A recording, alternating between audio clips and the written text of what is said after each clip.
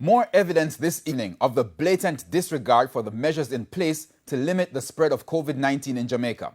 With reports that events are taking place all across the country during curfew hours, last weekend TVJ News went undercover.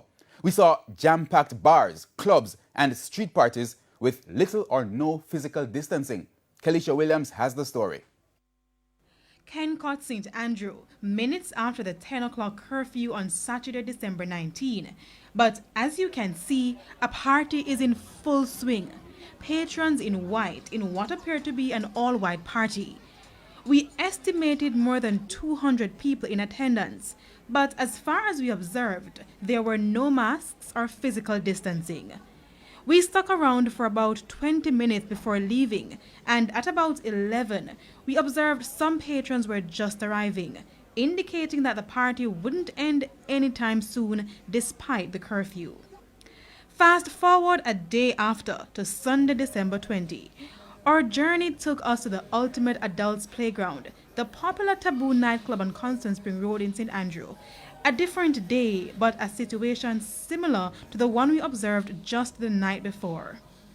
We got into the club minutes after 9 o'clock. At first, there was only a handful of people inside, but as time went by, more patrons arrived.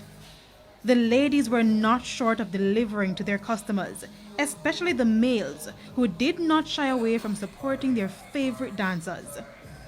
Activities inside the club resembled events pre-COVID, ranging from lap dances, ladies dancing on poles, to half-dressed waitresses catering to the needs of their customers. We noticed temperature checks were mandatory before entry. But as for masks and physical distancing, that rule went through the door as soon as the patrons entered. Minutes after 10 o'clock, we had our next stop in Portmore, on Port Henderson Road, more popularly known as Back Road. The activities on the strip were subdued when we arrived, and the ladies of the night were few.